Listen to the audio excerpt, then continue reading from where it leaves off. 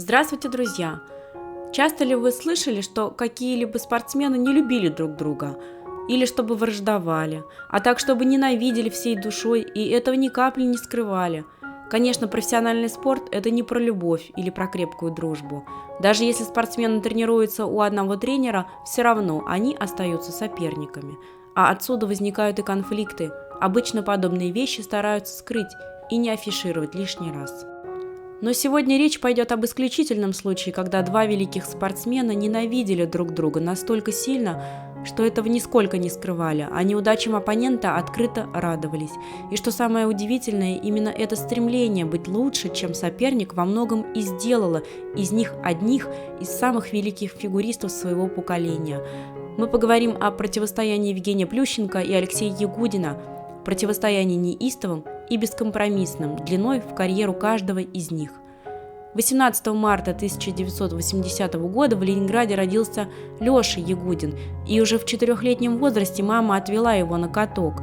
До 12 лет будущий олимпийский чемпион занимался под руководством Александра Майорова, а в 1992 году начал тренироваться под руководством Алексея Мишина в юбилейном. Женя Плющенко родился на 1,5 года позже в поселке Джамку Хабаровского края. В 3-летнем возрасте вместе с семьей переехал в Волгоград, а уже в 4 года мама его отвела на каток. Сначала мальчик тренировался у Татьяны Скалы, а с 1990 года у Михаила Маковеева. В возрасте 11 лет Волгоградская ледовая арена закрылась, и семья приняла судьбоносное для молодого фигуриста решение перевести ребенка в Санкт-Петербург, где Женя поначалу жил без родителей, и лишь только на следующий год мама смогла переехать к сыну. Его тренером стал Алексей Мишин. И вот как раз здесь две судьбы великих фигуристов переплелись, по сути, воедино. Мишин уже тогда был довольно успешным тренером. В начале 90-х под его руководством занимался лидер сборной страны Алексей Урманов. Когда Плющенко приехал в Санкт-Петербург, Ягудин тренировался у Мишина уже 2-й год. Алексей Николаевич почти сразу заметил талант Евгения и по причине очевидных проблем с финансами у семьи молодого фигуриста позволил будущему олимпийскому чемпиону жить у себя в квартире и заниматься бесплатно с условием в будущем отдавать треть заработанных призовых при удачном течении карьеры спортсмена. Первое время оба молодых фигуриста были в тени более взрослых и успешных учеников Алексея Мишина. Мишин никогда не заходил в раздевалку и поэтому не знал, что там происходит. А там процветала дедовщина. Поначалу всех больше доставалось Алексею Ягудину. Как рассказывал сам фигурист, случаев было множество, но одним из самых запоминающихся стал момент, когда после его победы на одном из турниров более взрослые фигуристы заперли его в шкафчике для одежды больше, чем на час. Но затем пришел Плющенко. Самый молодой фигурист группы стал основным объектом для издевательств. Вчерашняя жертва Ягудин, со слов Евгения, стала чуть ли не главным угнетателем. Алексей чаще других говорил Евгению, чтобы тот валил в свой Волгоград, а также из-под тишка бил. По сути, с самого начала занятий в группе отношения фигуристов стали напряженными, однако первое время во многом из-за разницы в возрасте Алексей не чувствовал в Евгении реального соперника. Их первая серьезная встреча на льду состоялась на юношеском чемпионате мира в 1995-м. Ягудин с легкостью выиграл турнир, а Плющенко остался лишь 6-м. В целом Алексей Мишин старался разводить своих молодых фигуристов по разным турнирам. Ягудин периодически попадал на одни и те же соревнования, что и лидер сборной Алексей Урманов, и часто оставался в тени более именитого фигуриста. Позднее Ягудин расскажет, что не считает это простым совпадением. Со слов будущего олимпийского чемпиона, Алексей Николаевич делал это умышленно, чтобы любимчик тренера Евгений Плющенко выигрывал. Наконец меня осенило. Мишин хотел, чтобы я постоянно проигрывал Алексею. Пока я пытался вырваться из этого замкнутого круга, Плющенко выступал в других турнирах, выигрывал их и набирал силу, позднее расскажет Ягудин. Подтверждением данной теории стали 3 проигранных турнира Ягудином в сезоне 96-97, где неизменным победителем становился Урманов. Сам же Мишин полностью отрицал фаворитизм в отношении к своим фигуристам, заявив, что причиной подобных мыслей Ягудина стала ревность к Плющенко, через призму которой и смотрел Алексей на все решения тренера. Но это не мешало Плющенко раз за разом пытаться доказать оппоненту свое превосходство. Даже не тренеру, а именно Ягудину. Например, когда Алексей Николаевич уезжал на турниры, а младшие в группе оставались одни, тренировки, со слов Плющенко, проходили так. Если он выехал на лед, и мне непременно нужно было выехать. Если он делал прыжок, значит я делал каскад из 2 прыжков. Я постоянно стремился сделать больше, чем он. Конечно, Алексей злился, он уже видел во мне сильного конкурента, я это кожей ощущал, рассказывал Плющенко. В олимпийском сезоне 97-98 Алексей на турнирах постоянно обходил Евгения. Однако отношения Ягудина с Мишиным стремительно ухудшались. Со слов Ягудина, он часто мог оспаривать решения тренера на тренировках, а на турнирах в свободное время отдыхал с другими фигуристами, нежели сидел в номере, как таково требовал тренер. Евгений же, напротив, во всем слушался тренера. Если Мишин внезапно приказывал ему прыгнуть, будь то он на льду или на полу тренировочного зала, он лишь слышал в ответ «как высоко», написал Ягудин в своей автобиографии. Возможно, главным турниром, повлиявшим на отношения Мишина и Ягудина, стал чемпионат Европы в Милане. Еще в самолете, когда Ягудин по привычке играл в компьютерные игры, чтобы отвлечься от волнения, тренер запретил ему это делать, заявив, что игры утомят фигуриста, и отнял компьютер. На самом чемпионате Алексей Николаевич кричал на фигуриста, когда тот приходил поздно в номер, и заставлял являться на каток за час до тренировки, хотя Ягудин привык приезжать за 20 минут. Взаимное недовольство нарастало, ну а после того, как Ягудин победил на турнире, Алексей узнал от своего тренера, что Мишин был недоволен распределением мест и хотел, чтобы именно Плющенко стал победителем. Заключительным аккордом в отношениях тренера Мишина и ученика Ягудина стала Олимпиада, где Алексей занял лишь 5-е место. Тогда, услышав оценки после произвольной программы, Алексей Николаевич встал и ушел, оставив Ягудина одного. На чемпионат мира в Неаполисе от России должны были поехать 2 фигуриста. На вторую путевку претендовала неразлучная пара Ягудин и Плющенко. И хоть Алексей до этого выступал лучше своего оппонента, выбор Федерации фигурного катания пал именно на Евгения. Однако незадолго до старта Кулик объявил о завершении карьеры, и на соревнования смогли поехать оба фигуриста. В итоге Алексей победил на турнире. Летом 98-го Ягудин принял решение сменить тренера. У Татьяны Тарасовой, еще одного российского топового тренера того времени, как раз ушел ученик Кулик. Алексей позвонил ей и попросился в группу. Через некоторое время Татьяна Анатольевна согласилась. В уход Ягудина Плющенко не верил до последнего момента, пока Алексей не пропустил тренировку. Честно говоря, я обрадовался, когда он ушел к Тарасовой. Очень обрадовался, и этого не скрываю, написал Плющенко в своей автобиографии. Первая победа Плющенко над Ягудиным случилась на чемпионате России в 99-м.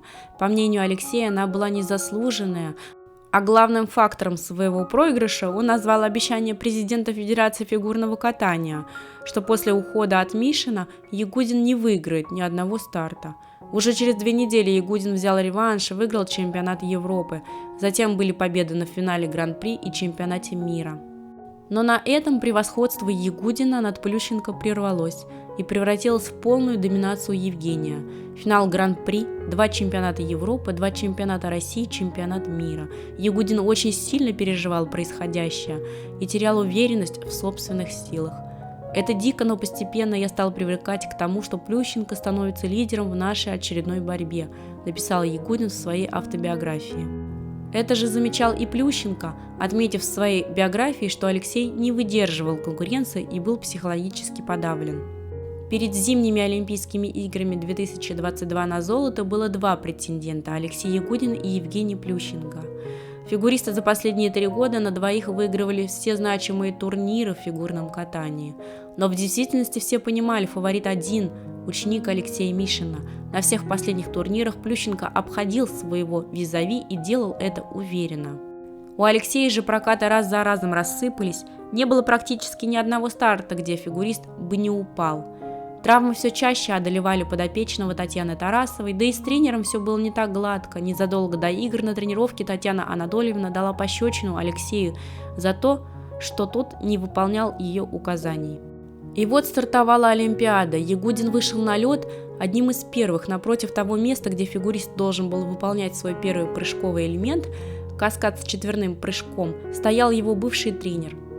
Я наткнулся на колючий взгляд Мишина. Он стоял у бортика, точно зная, что я его вижу, и не сводил с меня глаз.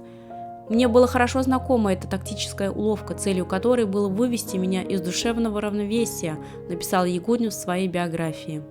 И прокат получился на загляденье. Выполнив последний прыжок в короткой программе, фигурист проехал мимо своего бывшего тренера и улыбнулся ему.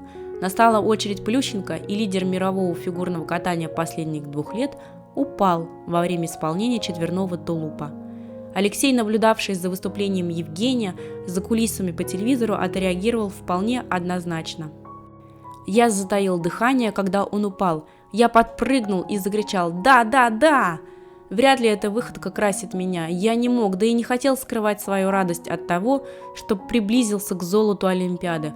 В тот момент я понял, что стану чемпионом, написал Ягудин в своей автобиографии. Плющенко же свою неудачу объяснил тем, что во время захода на свой любимый четверной тулуп он встретился глазами с психологом Ягудина, с которым тот стал сотрудничать перед Олимпиадой, и во время самого прыжка ему как будто бы кто-то сказал раскрываться раньше времени. Произвольная программа должна была пройти через день, Алексей закрывал выступление мужчин, и когда фигурист в ожидании своей очереди встретился взглядом с Евгением, который уже выходил на лед, он подумал: «Как ты будешь кататься, Женя, не имеет ровным счетом никакого значения, потому что победителем буду я», написал Ягудин в своей биографии. И Ягудин победил. Он поцеловал лед после проката, а подъехав к бортику, упал на колени перед Тарасовой. Когда увидели оценки в зоне Киссинг-Край, не удержался и зарыдал. Это было не просто олимпийское золото, это была победа над обстоятельствами и неудачами последних лет. Победа над бывшим тренером, который, со слов Ягудина, никогда не верил в него. И, наконец, победа над главным соперником всей его жизни. Ну а Евгений значительно позже, вспоминая то поражение, скажет: «Я стоял на второй ступеньке пьедестала почета и чувствовал себя лузером». После Олимпиады Алексей выиграл чемпионат мира, однако Евгения на нем не было. А затем старая травма усугубилась, и Ягудин больше не выступал на любительских соревнованиях.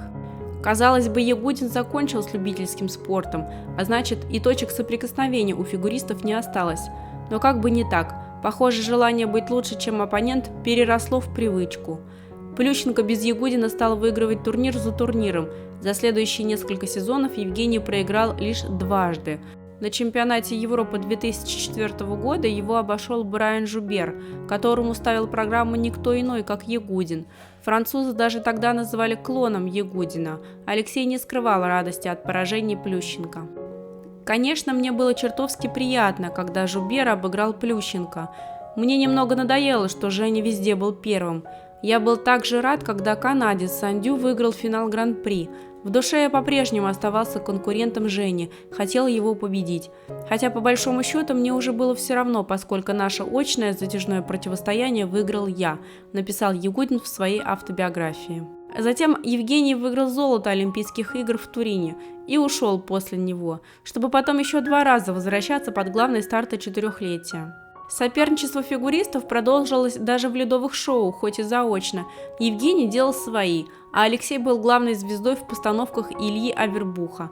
И даже в шоу «Звезды на льду», где в 2006 году Алексей был участником, а Евгений ведущим, Плющенко заявлял о предвзятости главного судьи Татьяны Тарасовой к своему бывшему ученику и раскритиковал решение организаторов шоу в одном из выпусков поставить ведущими Ягудина и Пушкину.